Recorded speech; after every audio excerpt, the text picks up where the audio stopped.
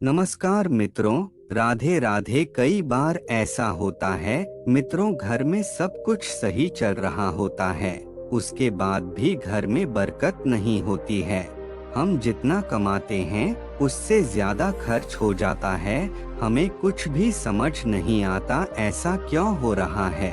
जाने अनजाने में हम ऐसी गलतियां कर बैठते हैं जिनका परिणाम हमें परेशानियों के रूप में भुगतना पड़ता है।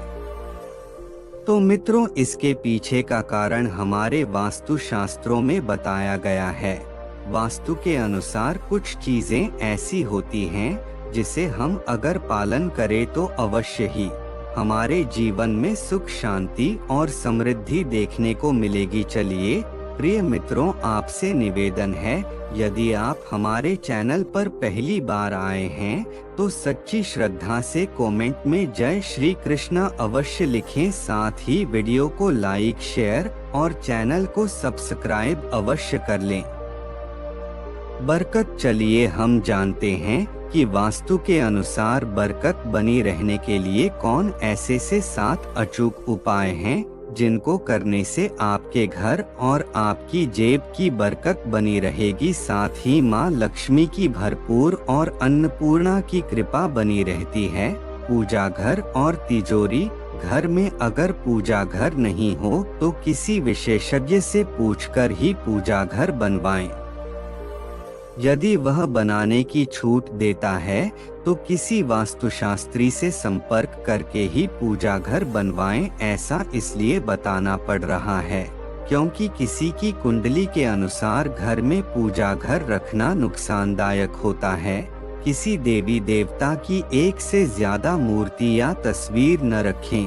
पूजा घर के अलावा देवी या देवता की मूर्ति या चित्र घर के अन्य किसी हिस्से में न लगाएं। किसी भी देवता की 2 तस्वीरें ऐसे न लगाएं कि उनका मुंह आमने सामने हो। देवी देवताओं की तस्वीर कभी नैऋत्य कोण में न लगाएं, वरना कोर्ट कचहरी के मामलों में फंसने की पूरी आशंका रहती है। तिजोरी में हल्दी की कुछ गांठ एक पीले वस्त्र में बांधकर रखें। साथ में कुछ कौड़ियां और चांदी, तांबे आदि के सिक्के भी रखें। कुछ चावल पीले करके तिजोरी में रखें। तिजोरी में इत्र की शीशी, चंदन की बट्टी या अगरबत्ती का पैकेट भी रख सकते हैं, जिससे उसमें सुगंध बनी रहेगी। घर में देवी देवताओं पर चढ़ाए गए फूल या हार के सूख जाने पर भी उन्हें घर में रखना अलाभकारी होता है। संधिकाल में मौन रहें। संधिकाल में अनिष्ट शक्तियां प्रबल होने के कारण इस काल में निम्नलिखित बातें निषिद्ध बताई गई हैं। सोना, खाना पीना, गालियां देना, झगड़े करना, अभद्र एवं असत्य बोलना, क्रोध करना, शाप देना, यात्रा के लिए निकलना, शपथ लेना, धन लेना या देना, रोना, वेद मंत्रों का पाठ, शुभ कार्य करना, चौखट पर खड़े होना। उपरोक्त नियम का पालन नहीं करने से जहां एक ओर बरकत चली जाती है, वहीं व्यक्ति कई तरह के संकटों से घिर जाता है। जहां मदिरा सेवन, स्त्री अपमान, तामसिक भोजन और अनैतिक कृत्यों को महत्व दिया जाता है, उनका धन दवाखाने, जेल खाने और पागल खाने में ही खर्च होता रहता है। यदि आप अपार धन की इच्छा रखते हैं तो सबसे पहले हनुमान जी से अपने पापों की क्षमा मांगकर प्रतिदिन हनुमान चालीसा पढ़ते हुए 5 मंगलवार बड़ के पत्ते पर आटे का दिया जलाकर उनके मंदिर में रख कर आएं। हनुमान जी की कृपा हुई तो पहले ग्रह और ग्रह दशा में सुधार होगा और फिर धन प्राप्ति के मार्ग खुलेंगे। द्वार देहरी पूजा। घर की वस्तुओं को वास्तु के अनुसार रखकर प्रतिदिन घर को साफ और स्वच्छ कर प्रतिदिन देहरी पूजा करें। घर के बाहर देली देहली या डेल के आसपास स्वस्तिक बनाएं और कुमकुम हल्दी डालकर उसकी दीपक से आरती उतारें। इसी के साथ ही प्रतिदिन सुबह और शाम को कर्पूर भी जलाएं और घर के वातावरण को सुगंधित बनाएं। जो नित्य देहरी की पूजा करते हैं देहरी के आसपास घी के दीपक लगाते हैं, उनके घर में स्थायी लक्ष्मी निवास करती है। घर के बाहर शुद्ध केसर से स्वस्तिक का निर्माण करके उस पर पीले पुष्प और अक्षत चढ़ाएं। घर में लक्ष्मी का आगमन होगा। पीपल की पूजा। पीपल में देवताओं का वास होता है। पीपल को सिर्फ शनिवार को ही छूना चाहिए। शनिवार को पीपल के वृक्ष में काले तिल, कच्चा दूध, गंगा जल, शहद, गुड़ को स्टील या चांदी के बर्तन में डालकर अर्पित करें व सरसों के तेल का दीपक प्रज्वलित करें। बस यह कार्य प्रत्येक शनिवार को करते जाएंगे तो धीरे धीरे दुर्भाग्य दूर होता जाएगा। पीपल के वृक्ष की जड़ में तेल का दीपक जला दें, फिर वापस घर आ जाएं और पीछे मुड़कर न देखें। इससे आपको धन लाभ के साथ ही हर बिगड़ा काम बन जाएगा।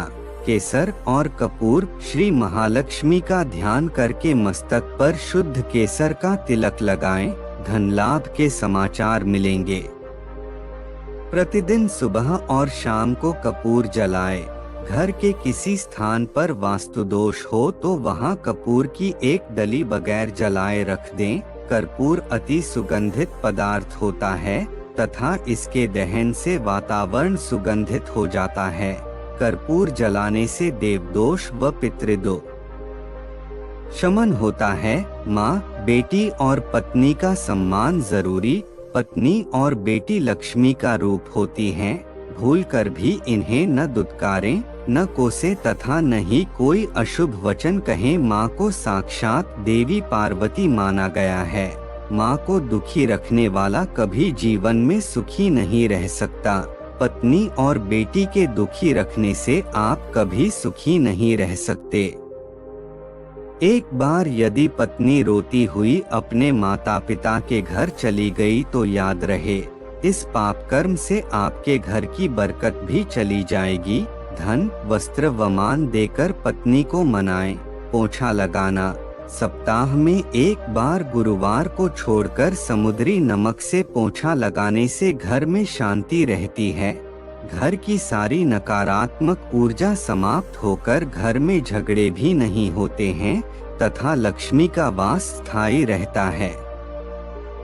अगर पर्याप्त पैसा कमाने के बाद भी धन संचय नहीं हो रहा हो तो काले कुत्ते को प्रत्येक शनिवार को कड़वे तेल, सरसों के तेल से चुपड़ी रोटी खिलाएं। शाम के समय सोना, पढ़ना और भोजन करना निषिद्ध है। सोने से पूर्व पैरों को ठंडे पानी से धोना चाहिए किंतु गीले पैर नहीं सोना चाहिए, इससे धन का नाश होता है।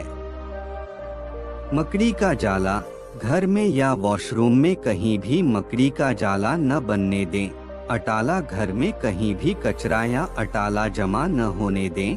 छत रखें साफ। छप्पर पर बांस न रखें और किसी भी प्रकार की अनुपयोगी वस्तुएं भी न रखें। प्रिय मित्रों, वीडियो कैसी लगी कमेंट करके अवश्य बताएं। साथ ही वीडियो को लाइक, शेयर और चैनल को सब्सक्राइब अवश्य कर ले। धन्यवाद दोस्तों।